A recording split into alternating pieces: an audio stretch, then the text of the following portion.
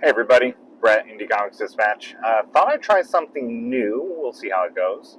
I've had this idea for a while of doing driving videos, just short little videos while I'm driving into work. I started a new job back in February and I have to drive into the office 2 to 3 days a week. It's in downtown Atlanta. I live in a suburb, and so I am driving and stuck in wonderful, beautiful Atlanta traffic. If you can't tell, I'm lying. So 2 to 3 times a week, and I fill my time listening to podcasts and NPR, and sometimes just returning work phone calls while I drive. But I also have a lot of downtime because I go through my regular podcast pretty fast with how long I have to drive, and thought, well, hell, I can maybe do this every now and then and talk. So welcome to the first episode. As long as everything is recording right, this will be the first episode. I want to talk about two things today. Again, we're not going to spend a ton of time. My goal is to keep these at about 5 minutes or less. And so the first thing I want to talk about is that it is May. It is almost the middle of May, and that means Indie Comix Dispatch is almost officially 2 years old, which I cannot believe. 2 years ago, kind of the beginning-ish of COVID, kind of 2 to 3 months into COVID, into the kind of initial lockdown, I talked to my wife and I said, hey, I got this idea. I've loved comics. I've collected comics for 30 years.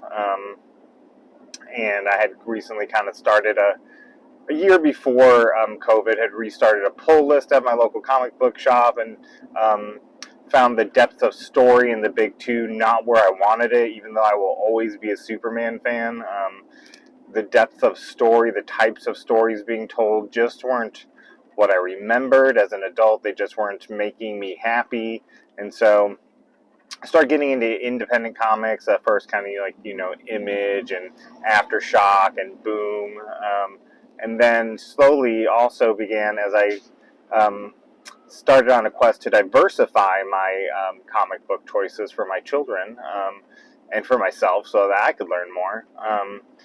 Quickly found true indie comics, independent creators, small press publishers, and from that, the rest is history. I just, as a marketing professional, I wanted to figure out ways to help elevate these voices in the independent comic movement and help creators of all backgrounds achieve their goals. And I don't know that we're doing that. I hope we're bringing a spotlight to independent creators. I hope that we're helping creators get more publicity, maybe some more link clicks, maybe a little more traffic to their Kickstarters. On our best days, I think we do, but we still got work to go.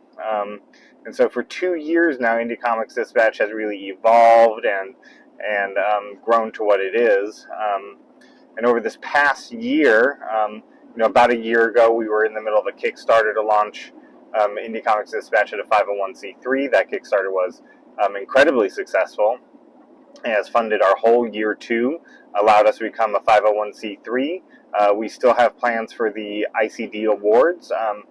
Those are a bit more complex, and I want it to be top-notch, so we're taking our time on that to make sure that it is what I want it to be and not just some rushed thing, some cheap, shoddy thing. I want it to be a real professional awards show for independent creators, and so it's still in the works. Trust me, we have not forgotten. It is one of my top priorities.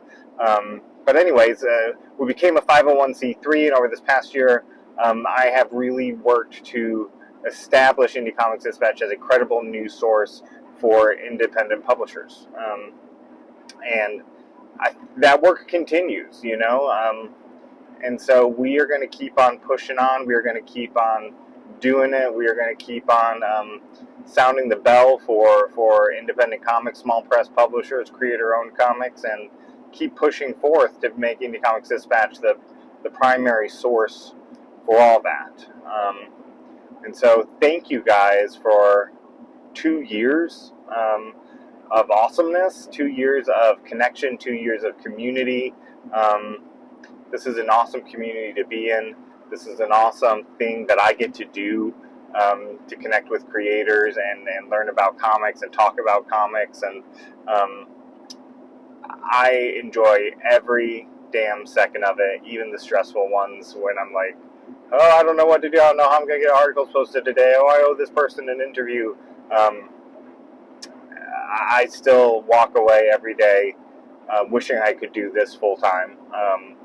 As a nonprofit, this will probably never be my full-time job, but every day I just wish that we could do a little more, do everything a little bit better, so that we become that source that people turn to when they're looking for the next great comic book story. My hope, my goal in the end is that when people find Indie Comix Dispatch, they don't think independent creators, they don't think small press publishers, they think comic books, they think creators, and they come to us to find you and to find the next great comic book story that they didn't know they were missing. So I said we were going to talk about two things today, but that took longer than I wanted it to, and I guess I got caught up in my feels about Indie Comix Dispatch.